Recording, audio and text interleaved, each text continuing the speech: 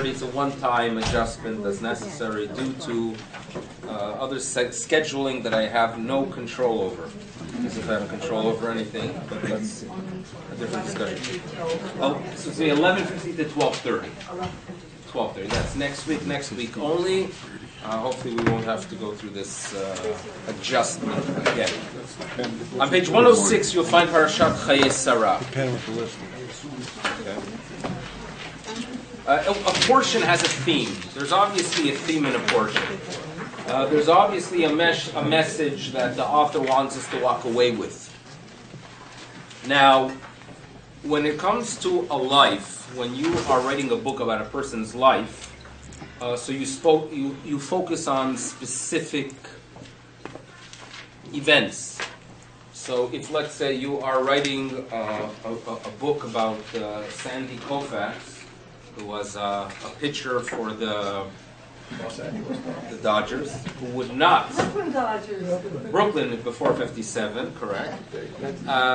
Who would not pitch on Yom Kippur. So obviously, your focus is going to be on his pitching and on his training, on what he would be doing on his vacations in December in South Florida.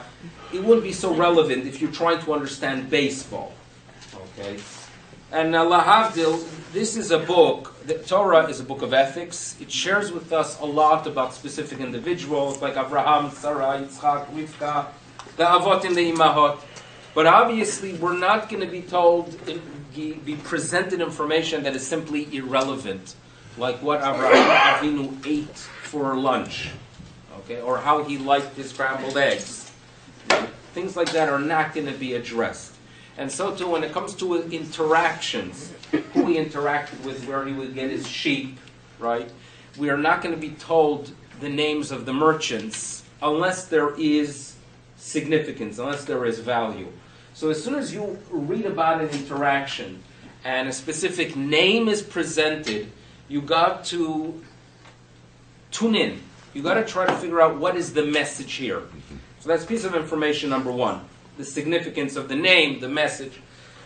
Piece of information number two, this week's portion, the bulk, deals with the mission, the journey that Eliezer, the servant of Abraham, is sent on to find a wife for Yitzchak. Yitzchak we have an image of him as the perfect Jew. The Jew that was from day one born into tradition, had his Brit Milah when he was 8 days old. He lives his full life because according to tradition, it seems to be that the Avot were supposed to live to 180. None of them reached that prime target. Yitzchak does. And another area where he is this quote-unquote ideal Jew is the fact that he never leaves Eretz Yisrael. Never left the land of Israel. Even today, in this day and age, there are those who are careful with it, that would not leave Israel due to the fact that that is the pure land, and outside of the land it's not. Now, Eliezer is sent on this mission to find a wife. He is looking for specific traits. The role this wife, Rivka, is going to fill, from the way the text presents her, is that she is here to fill the role of Avraham.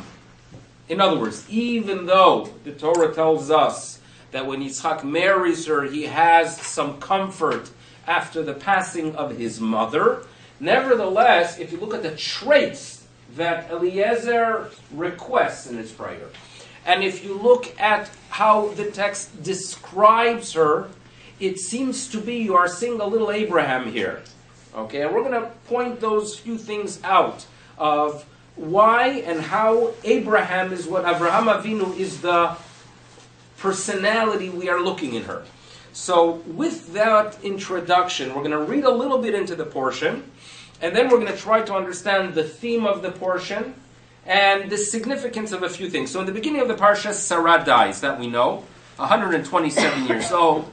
The tradition links her passing to the events of the Akedah. Now, he is looking for a burial spot. Now this burial spot is going to be a significant purchase because it's not just going to be an average purchase of land, it's a sovereign purchase. It's a purchase that he wants to have control of that area. He wants to be sure that it is kept and that you will not have a developer wanting to purchase the area and build a mall or a tall a mosque or a condominium where the burial spot is. He wants to avoid it. So he wants to have complete legal right over it. So this is indeed a very significant purchase. And he is eyeing, Avraham Avinu has a specific cave in mind. Why does he have that cave? We're not told. But obviously, if he makes a request for that cave, he must know something about it that others don't. And the Midrashim fill in that he was aware of the fact that this is a cave that Adam HaRishon is buried there. For him, it is very, very meaningful. For others, it was insignificant. For Avraham Avinu, that his whole identity is a relationship to the Creator and inspired without doubt with Adam HaRishon. For him, this was important. For others, not. So he is targeting the cave, and he makes it very, very clear. And he notes, he tells them in verse 9, that I want you to link me. I want you to be sure that I am in contact with someone called Ephron. Now, Ephron is mentioned already in verse 8. But in verse 9, he spells out what he wants from Ephron. What does he want from Ephron? Verse 9, Ve'iten li es ma'aras ha'machpelah. I want the Machpelah cave. Why is it called a Machpelah cave? So we have traditions. Either, now obviously the root here is kaful, double.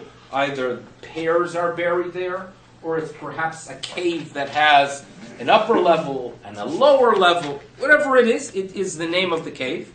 And I am asking for the cave that happened to be on the edge of his field. Biktzes sadeu. And Avraham is making it very clear that I want to purchase it for full value for the purpose of a burial site. That's what is interesting. Now, Ephron communicates with him.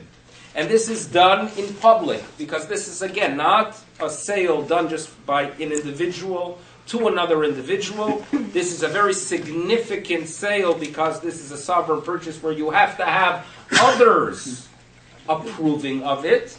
So therefore, this is taking place in front of many. So turn to verse 11 on page 108.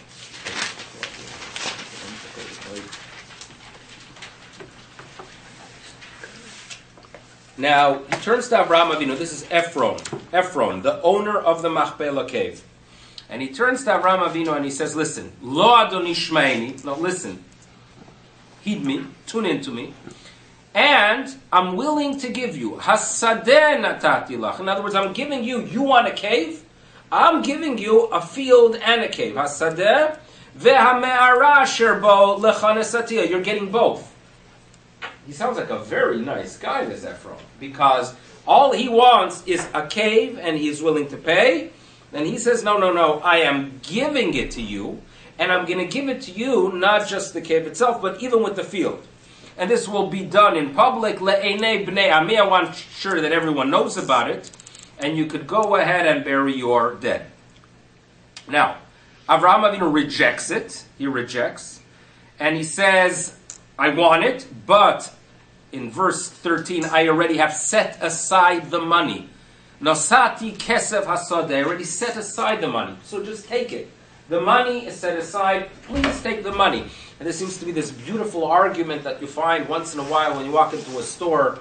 I don't know, I haven't seen it in the past few decades, where you say, no, it belongs to you, the money. And otherwise, no, that there's a fight between a store owner, perhaps in the olden days when it wasn't conglomerates, but when you actually had people who owned stores and it was a neighborhood and you interacted with people, right? Once in a while you hear stories. I heard a story, I visited someone who told me that his granddaughter is in Israel and she's joining the army, and she woke up late the morning she was supposed to appear at the military location. So she runs down, hops into a taxi, and shares with the taxi driver the story. This is I heard from Avram Feifel. He's in the hospital. He tells me that his granddaughter is late. She hops into the taxi. The taxi driver takes her to the location, wishes her hatzlacha and a mazel tov that she's joining the army today, and she says, how much is it? And he says, what are you, crazy? I'm going to charge you. You're going to defend the country? You think I'm going to charge you for the ride? Absolutely not. Right? A nice story. You hear that once in a while, you hear such stories, right? Of interactions where people are having an interest not just in the money, but in values. This is a person that's conveying to this young lady, who is 18, she was never going to forget it, that when she started her service for the Jewish state, the Jewish taxi driver is not going to charge her. Now that is magnificent. So this seems to be one of these magnificent stories, right, where no one wants to take the money. So Avraham Avinu makes it clear, I want to pay. So let's read verse 14 carefully. And this is Ephron responding. Ephron, on the surface, generous fellow on the surface, because he turns to Avraham Avinu and he says, listen, Adoni Shmeini, now listen to me, my master. I want to give it to you. And it's a land, Eretz Arba Me'ot Shekel Kesef, a land of 400 silver shekels. Between you and me, Beini u'bencha mahi.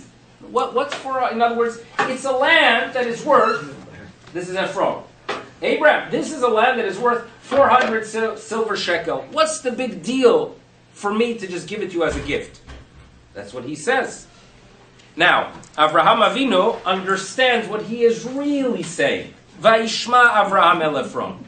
He really understands. It's like the person, I've mentioned this in the past, that you ask them to pick something up at Shoppers Drug Mart. They come and they deliver it for you, and you ask them how much was it. They say, don't worry about it. Just don't worry about it. What is $16.38 between us? You know, what is it? You understand very well that what they are saying is please pay out, and you find some 3 pennies there to be sure that it reaches $16.38 because I want to be paid in full. This is Avraham Avinu understanding very well what Ephron is about. And Vaishma Avraham el Ephron, and he pays him, he buries her there. What is this Ephron personality? What is he really about? Now, the rabbis clarify a little bit more what Ephron is about.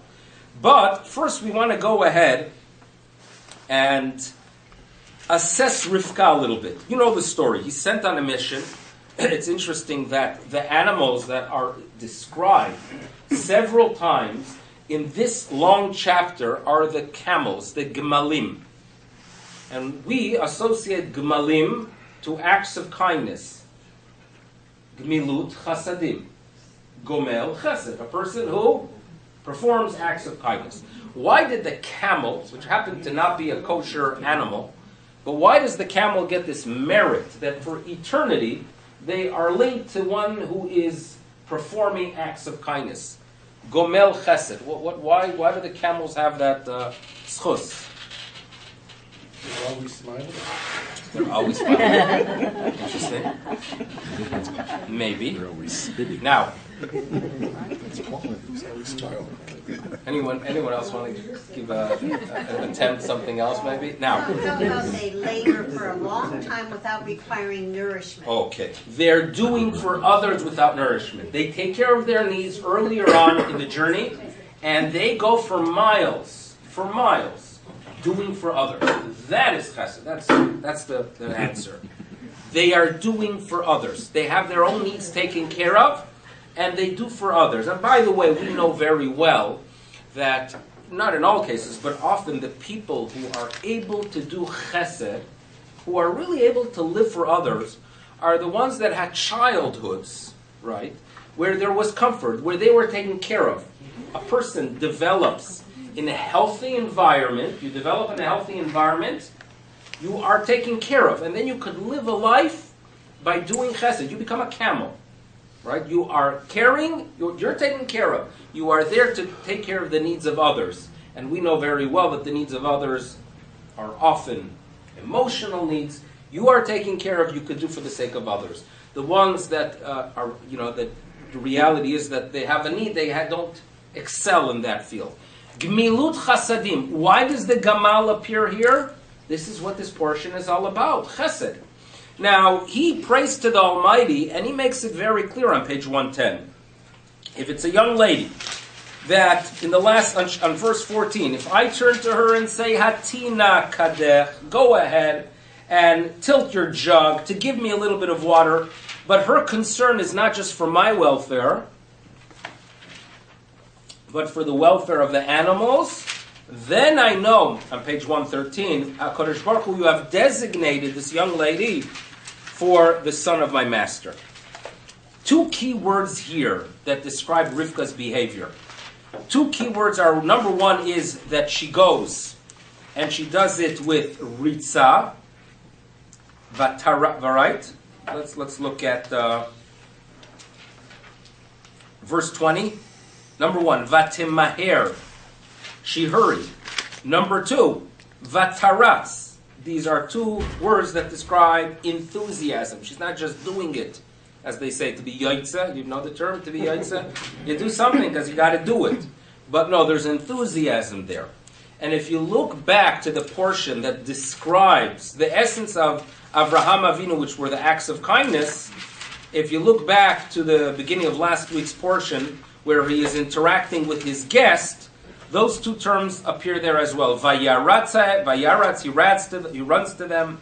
Elabakar ratz Avraham, vayimaher la'asototo. So you see very well that the text wants to make it clear. What is the identity? What is the trait that we are seeking out? What is Avraham Avinu interested in? What is Eliezer eyeing here? A woman that is a symbol of chesed, and she does it with excitement and enthusiasm. This is what they are looking for. Okay, you want continuity for the people of Israel. It is very nice to have spirituality. And if you think about Yitzchak Avinu, your image of him will not be of one running around doing acts of kindness. He probably meditates a lot. He prays. He has the ability to overcome human weaknesses and develops into a very spiritual being. But that's not how you build a Jewish future. A Jewish future is built when there is a commitment to others. And if in the relationship in Avraham and Sarah, Avraham is able to fulfill that role, he doesn't see it in his son. He needs someone to balance it out. So what he is looking for, and what this portion is all about, it's a portion that's telling us the end of Avraham Avinu. That's what it seems to be about, that he's bearing his wife, and at the end of the parsha, he himself passes away. But what we are seeking is a future with chesed. That is what we are looking for. Now, with the understanding of the chesed element, we could go back and understand why this portion is introduced with Ephron and the significance of Ephron. You know that there is a basketball player. There's a basketball player. Now, I'm no expert, so don't ask me too many shilas, right? I already touched baseball today. But I'll mention his name is LeBron James. LeBron James is, from what I understand, the best. He's the greatest today. Today, he's not as good as Michael Jordan, but he's the greatest player today. Now, LeBron James was a player earlier in his career in his hometown of Cleveland, Ohio. Cleveland, Ohio. I have to be careful not saying anything negative about Cleveland, because my mother might watch this, and she's grew up there in Cleveland. So he's in Cleveland, Ohio. Now, Cleveland is a city that does not succeed in the realm of professional sports, right? I don't know if the Cleveland Indians ever won a World Series. I don't know these things. But they're not known for their hatzlocha. That's not the contribution they make. When it comes perhaps to gun violence, they are up there, and that's where they make their mark. But in other areas, not. Now, LeBron was like a god there. They had a statue of him in front of the arena. He was everything for the Clevelanders, but he knew very well that in Cleveland, he's not going to get himself his ring for winning the championship. So I don't know how long, this is about 10 years ago perhaps, he decides he's leaving Cleveland and he's going down to Miami. Miami had a better basketball team, and it was an Avelis. In other words, the city of Cleveland was, Sak Va'efer, Yutzal Rabbi. It was a public morning. And I remember hearing on the radio that LeBron had to make a choice. Is his interest a ring or being admired and loved by his fans? You can't get both. In other words, in Miami, you come there, he's going to be someone that they utilize him to win a game, but nothing more. In Cleveland, if he would stay in Cleveland, he's not going to get his ring. I mean, he's not going to win a championship. But what he is going to get is love, and he has to make his choice. What's more important to him? This is what that way it's presented. Often in life, right, we have to make our choices based on priorities. What is important for us, right? Money is important for you, right? There are those that money is very, very important. At times, the person who is going to put all this effort and energy and concern into money is going to pay a price because family members are not going to enjoy him because he's too selfish. Children are not going to have a relationship with him because he's always at work. You make your choices. That is what's important for you.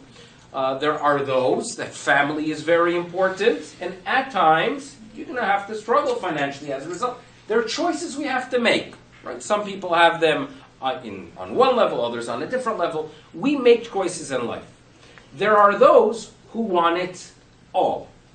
There are those who want it all. And the rabbis tell us that Ephron is an individual that desires two things. Money, but he also desires what they call kavod, honor.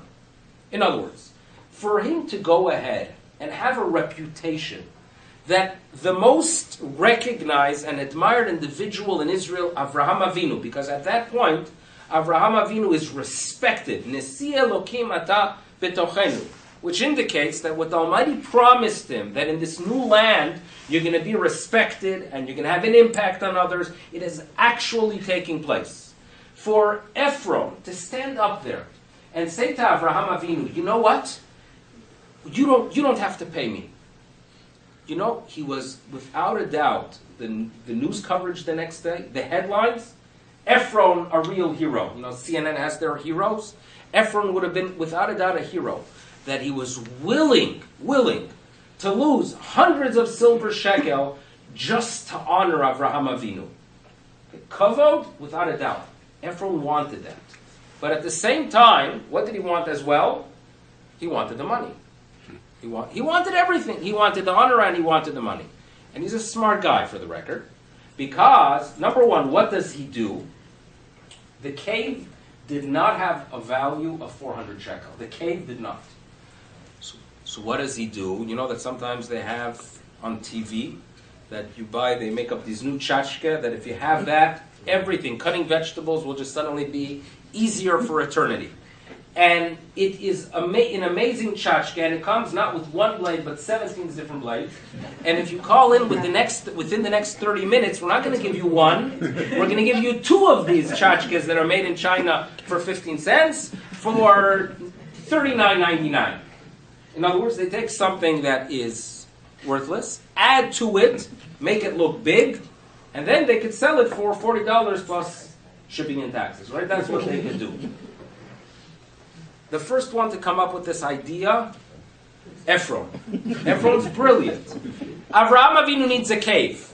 Okay? He needs a cave. The cave, what was it worth? Perhaps 100? Perhaps 100 silver shekel. So Ephron says, no, they go together. It's a gift. It's a gift and they go together. Cave and field, look in the text. That's exactly what he does. Avraham Avinu says, Ma'arata machpelah. And Ephron responds, no.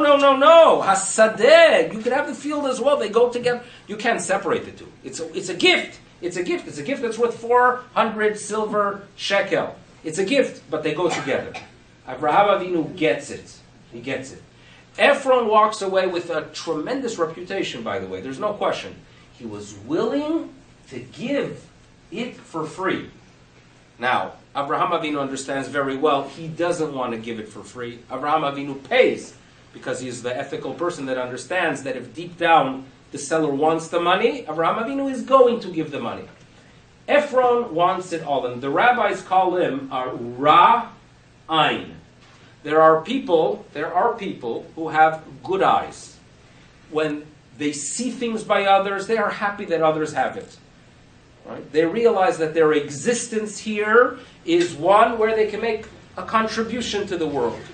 Tov Ayin, he's a blessing. Hu Yivarach, we are told.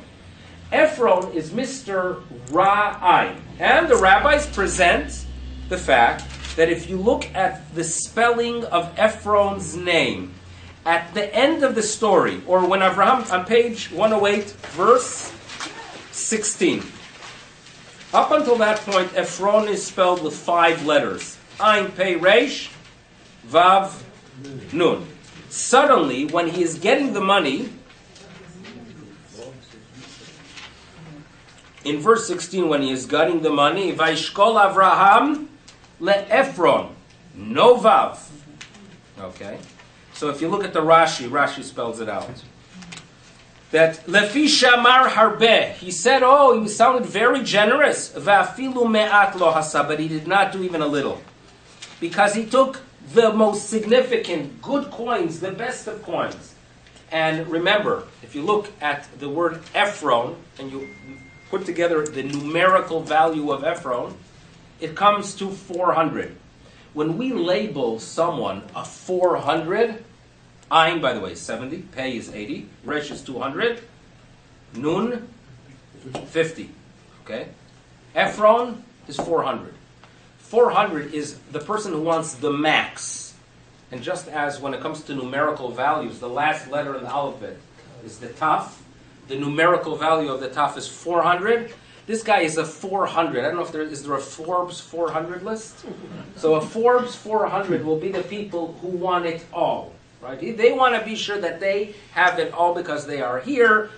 Their existence in this world is for their own comfort and their own sake. And by the way, we find often that the number 400 makes its appearance when we want to make reference to this idea of people who had a ra'ain.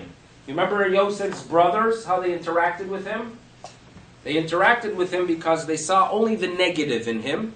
And as a result of their hatred towards Yosef, we land up in Egypt for 400 years, according to the text. When Esav comes attacking Yaakov, in Parashat Vayishlach with 400 men. And there's stories of Navala, Carmeli. There's a whole list of the 400 type of guy. So you label someone, he's a Mr. 400, he is Ephron, and he has a Ra'ain. Ra'ain, actually, also, Resh is 200, Ain is 70, and another 70, 10, and 50 equals 400. Okay? Ra'ain, Ephron equals Ra'ain equals 400. That is what he is all about. And this is an introduction to the portion to tell us that we are looking for the opposite of Ephron. We are looking for someone who brings kindness, concern for the welfare, who could run, who could do it with enthusiasm. That is what Rivka is all about. But now we have to look at the name Ephron in one other way. And that is, I've had a lot of discussions and analyzed often and discussed here with others as well, the concept of visiting cemeteries, visiting graves. This could be relevant to visiting a grave of a parent, or making a trip to Europe. There are many graves there. When you make your tours there, they point out graves. There are graves. Sorry, this is a coffee break. Thank you, Rabbi. It's good for me, believe me. Visiting Kvarim. There are those, when they go to Israel, you ask the question, you're on your way to Israel, what are you going to be doing there? Okay, there are those visiting historical sites, relatives, the restaurants, the kotel, the list is long. There are those that visiting graves plays a significant role. That they go to pray by different rabbis, maybe in Miron or in Sfat, northern Israel. How do we view it? In other words, does it have a purpose? How should we approach it? So number one, there are those who believe, and this is where you will find this philosophy in yeshivot, that it is considered problematic to pray to a person who is no longer here. Meaning, what they would tell you is it is okay to go to a grave. There is no question that if it's a righteous person, the terrain they lay in is sanctified. But what you should do is be mindful of the fact that it is a location where you could connect to God. So therefore, don't address the deceased, but rather speak to God. That's one school. That's a very, I would call it a Lithuanian yeshiva misnagid school. Then there are those, and this is not just modern thinkers, but it has its roots. I found roots already in hundreds of years, and in sources that are very old. The Sefer Chassidim, that he tells us straight out, and this is a book from 11th or 12th century, that you could address the souls. In other words, there is an element of the soul that still remains in the burial place, and you relate to them, and you could share things with them, and you could ask them to pray. There are those who give a green light for such behaviors. There's a custom by some that they actually invite, that before a wedding in the family, they go to the Beis Olam and they actually invite the soul to make its appearance. For some this is foreign, for some this is done. And both schools has its roots, different approaches that indeed do exist. It's interesting that in halachic literature, they talk about people who live outside of Israel and come to Israel for a period of time. And the question is, do they have to observe Yom Tov Sheni or not? You know the question? Everyone addresses and struggles with it. So I was going through some literature from about 300 years ago, and it mentions there that there are young students who were in Israel, and they came for the ziyarah. They came for the ziyarah. And I look at that word, and I know very well this word is not from the Talmud. It's not from Jewish sources. What on earth is the ziyarah? That students would come to Eretz Yisrael from Turkey and from other places for a ziyarah. So I looked it up, and ziyarah comes from a practice followed by the Muslims that they visit graves. It's called a ziyarah. And it seems to be that Jews who lived in those countries adopted the term that we're going to Eretz Yisrael for kvarim hopping, visiting one grave to another, and it's a ziyarah. So this is something that was done by many for many, many years. Now, there are times that in Israel, some locations are most probably not the actual burial sites. There are some question marks. In other words, there are those that we know very well, we have traditions, and there are those where there are question marks. For example, there was in the middle of the 19th century, there's a rabbi by the name of Rabbi Yosef Schwartz. Rabbi Schwartz lives in Yerushalayim in the 1840s. Yerushalayim 1840s is very, very different than it's just beginning its development. Meaning, if you want to point to a year that really shifts Yerushalayim from a small shtetl in essence, to the city that it is today, you have to go to January 1837. What's happening in January 1837? Up until January 1837, if I'm a European Jew, and I decide that I'm going to Eretz Yisrael, which there were always individuals, we didn't show up only towards the end, we have been there for many, many years, and many, many good Jews have made their way to Eretz Yisrael. Prior to 1837, if I make my way to Eretz Yisrael, by most Europeans, the targeted location would be northern Eretz Yisrael, Tzfat, before 1837. Why? It was a developing city. People were becoming mystics. And for the mystics, Miron is very important. Unfortunately, in January 1837, there's a massive earthquake in Tzfat. You could still see when you do visit Tzfat, your tour guide will point to a few of the kvarim that are in an odd direction, and he will tell you that this is due to the earthquake that occurs. Hundreds, unfortunately, passed away, if not thousands. And then there's a shift towards Yerushalayim. There are even those rabbis who believe that this is a sign for us that we should start boosting Yerushalayim. And Yerushalayim is having its boost, starting in 1838, that by 1865, there's no room left in the city. And Montefiore has to go ahead and build a neighborhood, Mishkanot Shamanim, outside of the city. And in the first few years, people who had properties outside of the city would go there during the day, but at night they were afraid. So they would go back in town, inside the whole city, to be in the gated, in the walled city. We know that. Now, Rabbi Yosef Schwartz, has a fascination, an interest, and a love of Eretz Yisrael. And he's doing research on every city, on every river, and he's trying to locate all biblical names and all biblical sources that identify locations in Eretz Yisrael, he wants to identify them with maps, and he, of course, was assisted with names that the Arabs use of specific locations, and he wrote a few books about Eretz Yisrael. Now, these are fascinating works. Yosef Schwartz is well known in many circles. He actually was visiting the United States in 1850 and 1851. He actually testified at a trial in Philadelphia. There was a person by the name of Warder Cresson who converted to Judaism. We talked about him here. He converted to Judaism in 1848. When he comes back to collect his property, to make his way back to Eretz Yisrael, his Gentile family wanted everything taken from him because they paskin that he is crazy. Obviously, if you convert to Judaism, you are crazy. And there was a trial. And there are records. There's some fascinating stories about Warder Cresson's trial. One of the individuals who testified in court is Yosef Schwartz, who knew him. So this is just an interesting individual. Yosef Schwartz's expertise led him to the following conclusion that you should know. On Har HaZitim, there is a location that many Jews at that time were going for prayers. And they claim that it is the burial site of Huldah HaNeviah, who is mentioned in Tanakh. Yosef Schwartz, doing his research, believed that it is impossible, that it's not the location of the burial, and therefore he believed that this was just some kind of Muslim invention that the Jews adapted. Okay, so the point is, there has always been a question about burial, about prayers, what we do.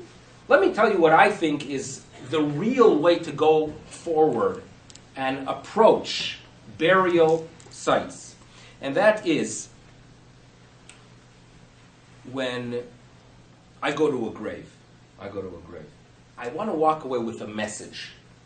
We are told in Kahelet, Tov lalechet el bet, it's better to go to the house of a mourner than to go to Bet HaMishtet. Meaning, for humans, you think it's much more fun to go to a wedding than going to be Menachem Avil. But if you want to know what's really good for you as a human being, it is better to go ahead and give comfort. It is better to go somewhere where you get a reminder what your existence is about. When I go to a cemetery, the goal should be that I learn a message about life. That, guess what? We're not here forever. And due to the fact that we're not here forever, we have a responsibility while we are alive. What is our responsibility? To do for others. Our responsibility is to teach our values, to touch other souls. We know that. And if we are mindful of it, if I am mindful of it when I walk into a cemetery and visit a grave of a loved one, I am without a doubt doing something very good for them. Okay? When we talk about Yesheneh Afar, right? We turn to the Almighty to remember the ones who are buried in dust. In Judaism, a reference to dust is not to depress us. It is to inspire us to maximize and do the right things while we are here. That is what it is all about. When we look at Afar, right, the appropriate approach should be to remember, let's do kindness. And by the way, there are many references in our sources that when a person visits a cemetery, either before or after, they give tzedakah. Why specifically then? It is the idea that we remember we are here we're not going to be here forever. Right? I don't know how many of us are going to be around in 70 years from now. I don't know. But what I do know is that the actions we do, if we have an impact on others, we touch others, right? We do good, that will be around. And what inspires us? The visit to Afar. Now, unfortunately, there are those that when they come in contact with the concept of dust, of the end of our existence, they say, you know what? I got a party. I'm not going to be here. You only live once. You've heard that term. It's one that's used often by some. You only live once, so you might as well, right, have a good time. Dust, Afar, could be very destructive. The byproduct, the result could be a person who is mindful of Afar could become a Ra'ain. You could become an Ephron. If you let Afar have that negative impact on you. For us Jews, afar is a reminder to do kindness. And by the way, the source, the first reference we have to someone visiting a grave and being inspired as a result to do the right thing, the first reference is actually Kalev ben Yefuneh. Remember the spies. They go to the land of Israel, right?